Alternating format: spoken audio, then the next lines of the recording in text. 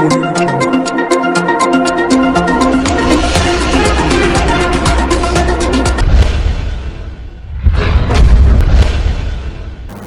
To Akshara TV news బులెటిన్ల ముందుగా headlines. Ramagundam commissionerate పరిధిలోని మందమరి పట్టణంలో నార్కోటిక్ దగ్చే తనిఖీలు.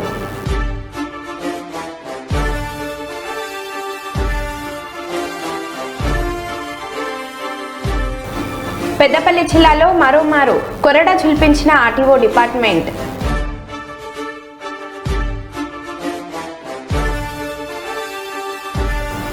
దేవుడిని కూడా రాజకీయాలకు వాడుకునే దుర్మార్గమైన మనస్తత్వం చంద్రబాబుదే, మాజీ సీఎం జగన్.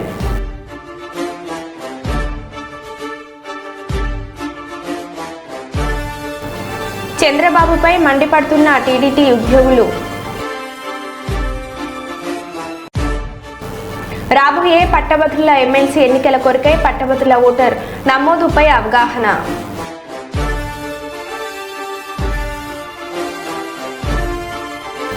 అన్నమయ్య జిల్లా రాజంపేట అన్న క్యాంటీన్ ప్రారంభోత్సవంలో తెలుగు తమ్ముళ్ల ఆధిపత్య పోరు.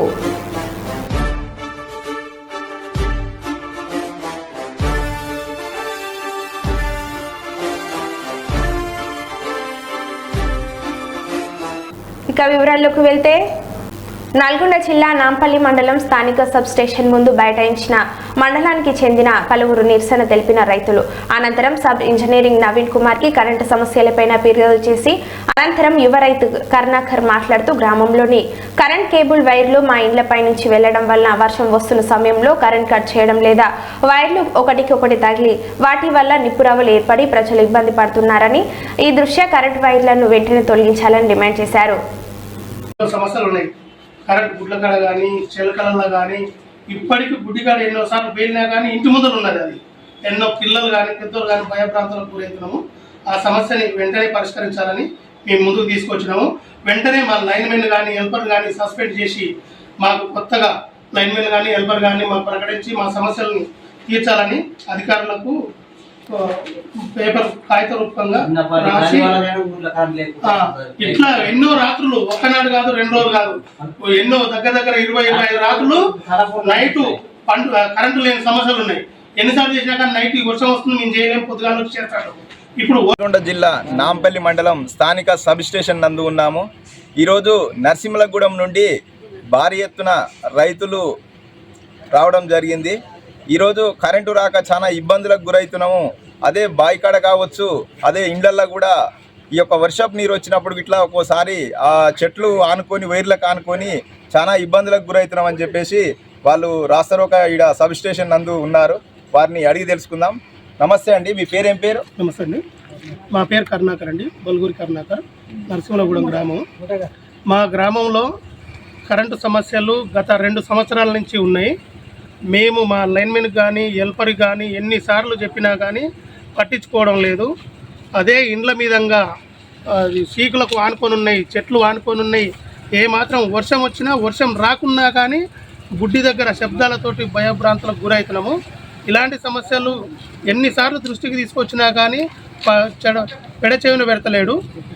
పద్మారెడ్డి గారు ఇప్పటికీ ఎన్నోసార్లు చేసినాం, చెప్పినా కానీ ఇప్పుడు వస్తాం, గంటకు వస్తాం, 2 గంటలకు వస్తాం అనుకుంటా రాకుండా ఉండేసరికి మేము నాంపల్లి దాకా రస్తారోక చేసి ఇక్కడ మేము కాగిత రూపంగా, ఫోటోల రూపంగా, వీడియోల రూపంగా అధికారులకు అందజేసినాము.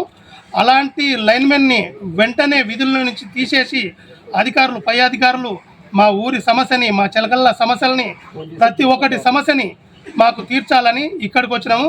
అలాగే వేరే వాళ్ళు కాకుండా ఎన్నోసార్లు 2 రోజులు వర్షానికి అది కరెంటు రాకపోతే చెట్లు అని అదాన్ని అని తీసి చూడడానికి పోతే పిల్లలు దోమలకు ఇళ్ళ వండుకోకపోతే అదే ఇంట్లో ఉన్న పెద్దలు లేపాక్షి సంస్థకు చెందిన కళాకృతులు కలంకారీ వస్త్రాలు పరిశీలించిన ఉప ముఖ్యమంత్రి పవన్ కళ్యాణ్.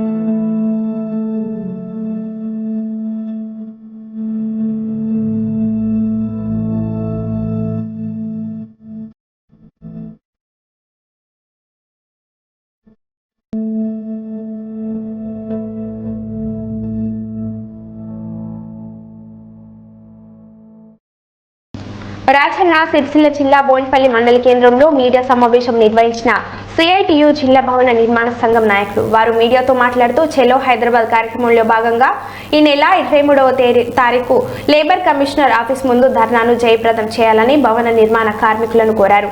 ఈ కార్యక్రమంలో సిఐటియు జిల్లా భవన నిర్మాణ సంఘం సహాయ కార్యదర్శి గురిజాల శ్రీధర్, భవన నిర్మాణ కార్మికులు బొజ్జసీను, ఎడపల్లి రాజు, కల్లప్పల శేఖర్, ఎడపల్లి బాబు తదితరులు పాల్గొన్నారు.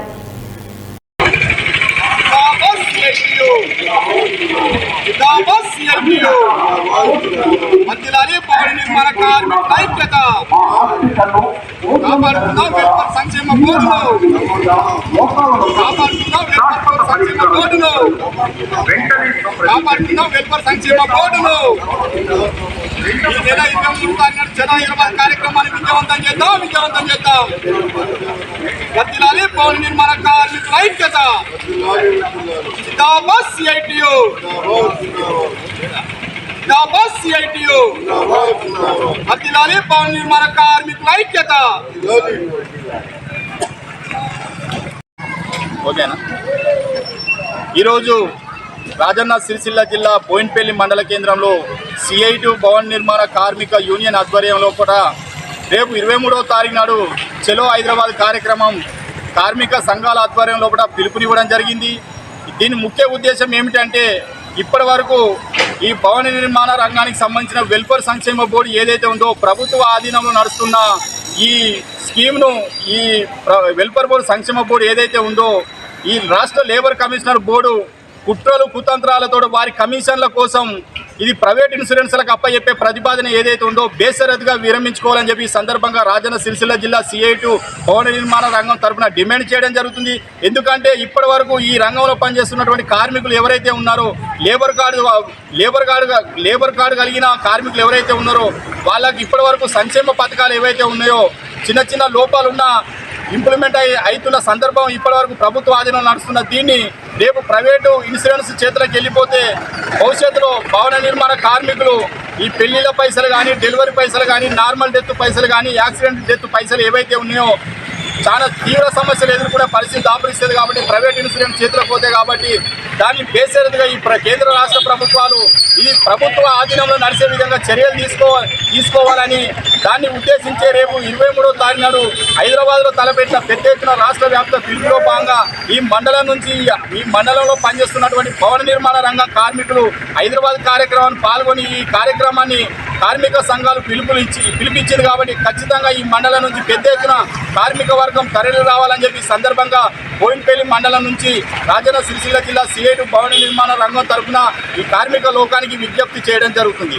జిందాబాద్ సిఐటియు, జిందాబాద్ సిఐటియు, విజయవంతం చేద్దాం చలో హైదరాబాద్ కార్యక్రమాన్ని, విజయవంతం చేద్దాం చలో హైదరాబాద్ కార్యక్రమాన్ని. వర్ధిల్లాలి భవన నిర్మాణ కార్మికుల ఐక్యత, వర్ధిల్లాలి భవన నిర్మాణ కార్మికుల ఐక్యత. రాబోయే పట్టభద్రుల ఎమ్మెల్సీ ఎన్నికల కొరకే పట్టభద్రుల ఓటర్ నమోదుపై అవగాహన కల్పించడం కొరకే గజ్వేల్ డిగ్రీ కళాశాలలో assistant professor doctor Prasanna Harikrishna Peddapalli జిల్లాలోని సుల్తానాబాద్ మండల కేంద్రంలో గల పలు విద్యా సంస్థలను సందర్శించి కళాశాల ప్రిన్సిపల్తో మాట్లాడుతూ ప్రజలకు అందుబాటులో ఉండి సత్వరమే సమస్యలను పరిష్కరించే నాయకుని ఎమ్మెల్సీగా ఎన్నుకోవాలని పిలుపునిచ్చారు. ఈ కార్యక్రమంలో పడాల అజయ్, హరికృష్ణ, సూర్యశ్యామ్, రాజేష్ తదితరులు పాల్గొన్నారు. రక్షించండి అని చెప్పేసి చాలా ఓటర్స్ను సెన్సిటైజ్ చేసేటువంటి కార్యక్రమాలకు తెర తీయడం జరుగుతూ ఉంటుంది.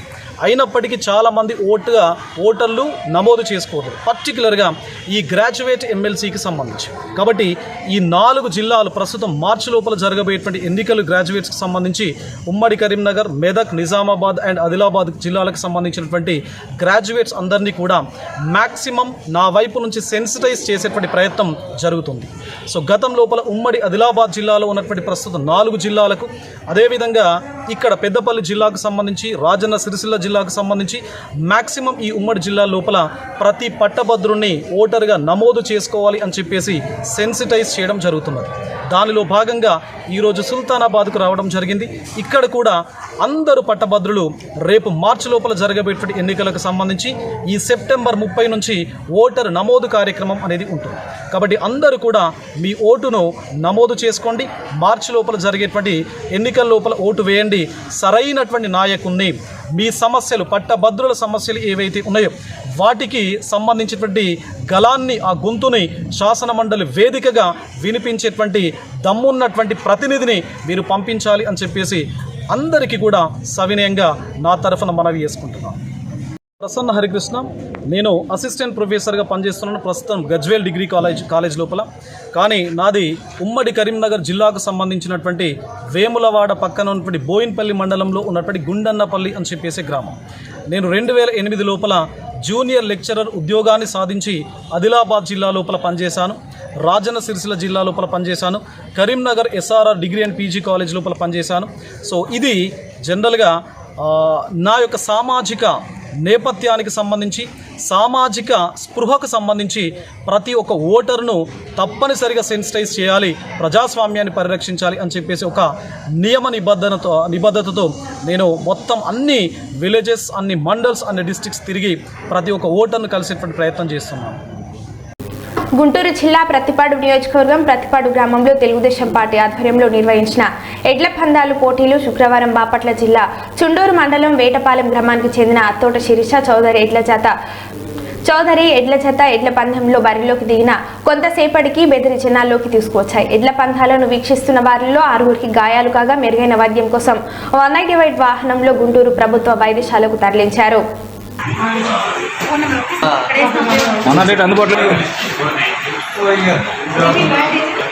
వెంకట్రావయ్యా, నెల కుదిరి వెంకట్రావు, ఎన్న వెంకట్రావు అడుగు.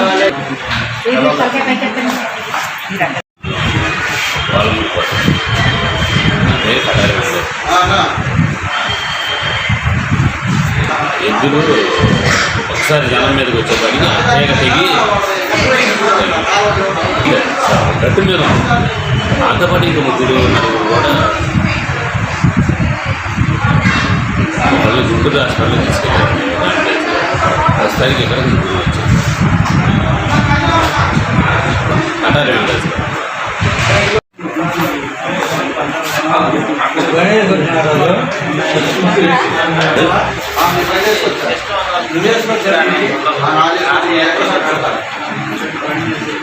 మనిషి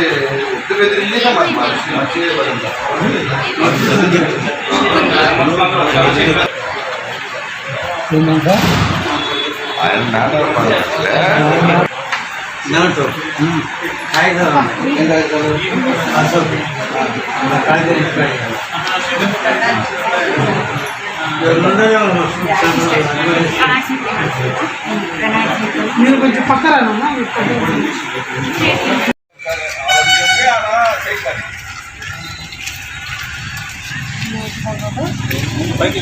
కాళ్ళు తగిన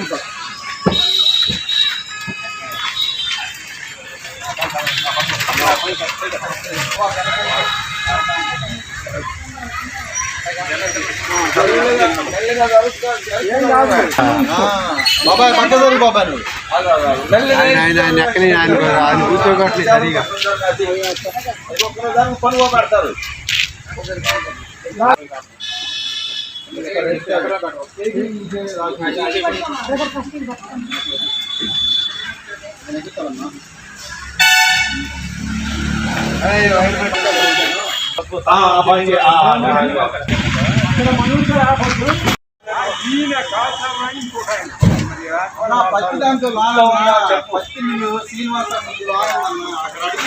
కాకపోతే ఉంటే తర్వాత చూసుకోవాలి. మనీ కావచ్చు సంబరం. జగిత్యాల జిల్లా కొడిమ్యాల మండల కేంద్రంలోని మండల ప్రజా పరిషత్ కార్యాలయంలో ఓటర్ జాబితా ముసాయిదాపై వివిధ రాజకీయాల పార్టీల నాయకులతో మండల అభివృద్ధి అధికారి స్వరూప సమావేశం నిర్వహించారు. ఈ సందర్భంగా ఎంపీడీఓ సమావేశంలో మాట్లాడుతూ గ్రామ పంచాయతీ ఎన్నికల సంబంధించి పూర్తి వివరణ తెలుపుతూ వాటి పట్ల ఏమైనా అభ్యంతరాలు ఉన్నట్లయితే రాబోయే 14వ తేదీ నుండి 21వ తేదీ వరకు వ్రాతపూర్వకంగా ఇచ్చినట్లయితే వాటిని పరిశీలించి పరిష్కరిస్తామని అన్నారు.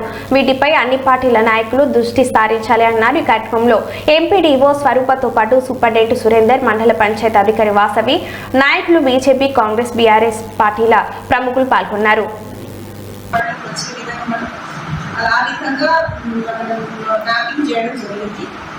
స్టేట్మెంట్ చేసి ఆన్లైన్లో నమోదు చేయడం జరిగింది. వాటి వారీగా మనం మొత్తం లిస్టు తయారు చేసేసి ఎన్నికల కమిషన్ ఇచ్చినటువంటి షెడ్యూల్ ప్రకారంగా 13వ తేదీ సెప్టెంబర్ 13వ తేదీన అన్ని గ్రామ పంచాయతీలలో డిస్ప్లే చేయడం జరిగింది. అదేవిధంగా మండల పరిషత్ కార్యాలయం చేశాము, జిల్లా డీపీ ఆఫీసులో చేయడం జరిగింది.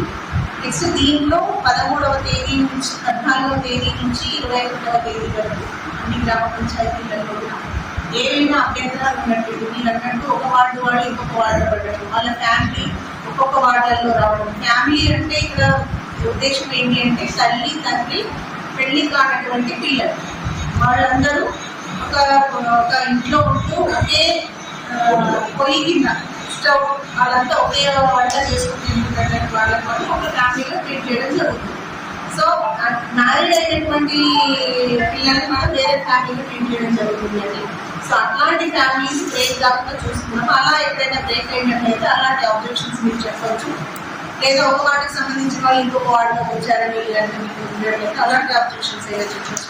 ఇందులో ఇంకే ఇతర ఆబ్జెక్షన్స్ ఉన్నా కూడా మనం 14వ తేదీ నుంచి 21వ తేదీ వరకు మీకు రాతపూర్వకంగా రాసి ఇవ్వాల్సి ఉంటుంది. ఇచ్చినట్టయితే మనం వాటి ప్రాథమిక విచారణ జరిగి వాటిని తిరిగి నమోదు చేయడానికి వాళ్ళ దగ్గర నుంచి పర్మిషన్ తీసుకుని అవుట్ బ్యాంక్ తెప్పించుకొని మళ్ళీ మన సిస్టమ్లో అప్లోడ్ చేయడం జరుగుతుంది. సో ఇది 21వ తేదీ వరకు. దాంట్లో భాగంగానే మండల పరిషత్లో 19వ తేదీన అన్ని పార్టీస్తో మీటింగ్ కండక్ట్ చేయడం చెప్పారు. సో అందుకే మీ అందరూ కూడా ఇంటిమేట్ చేయడం జరిగింది. నేను ఈ గ్రామ పంచాయతీలలో ఓటర్స్ అన్ని చోట్ల అవైలబుల్ ఉంటాయండి. అవి తీసుకోండి, చూడండి. మీకు ఎక్కడ అభ్యంతరాలు ఉన్నప్పుడు రిటర్న్ ఇచ్చేయండి. మనకు అభ్యంతరాల స్వీకరణ అయితే 21వ తేదీ వరకు సెప్టెంబర్ 23. ప్రతి గ్రామ పంచాయతీలో ఉన్నాయండి. ప్రతి గ్రామ పంచాయతీ డిస్ప్లే చేశారు, ఉన్నాయి వాళ్ళ దగ్గర ఉన్నది. లాస్ట్ మళ్ళీ మనం ఈ ఆబ్జెక్షన్స్ అన్ని కూడా సవరణలు ఏమైనా ఉన్నట్టయితే డిస్పోజల్ అన్ని కూడా 26వ తేదీ వరకు లాస్ట్. 26వ తేదీకి మనం ఈ ఆబ్జెక్షన్స్ తీసుకున్నట్టు 21 వరకు తీసుకున్నటువంటి ఆబ్జెక్షన్స్ అన్ని కూడా వాటిని సవరించుకొని విచారణ జరుపుకొని తుది ఫైనల్ జాబితా రెడీ చేసుకోవడానికి 26వ తేదీ వరకు సమయం ఉంది. సెప్టెంబర్ 20 ఫైనల్ పబ్లికేషన్ చేసేది మాత్రం 28వ తేదీ.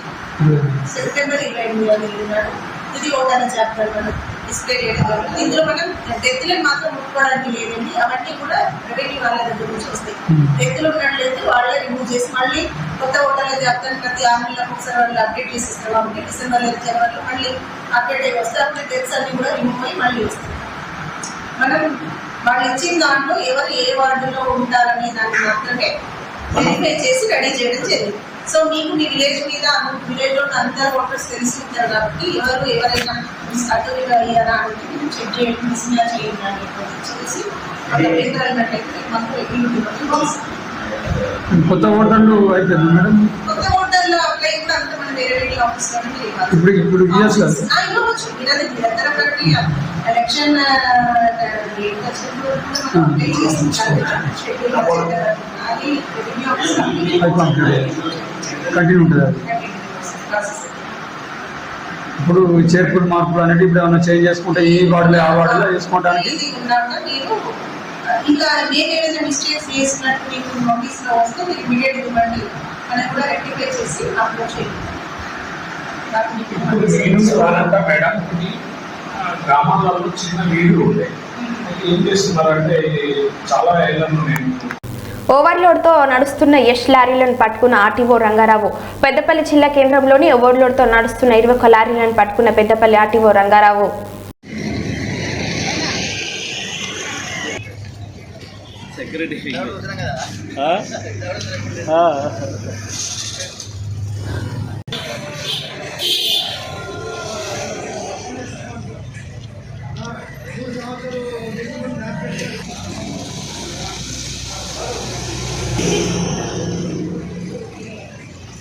పట్టణ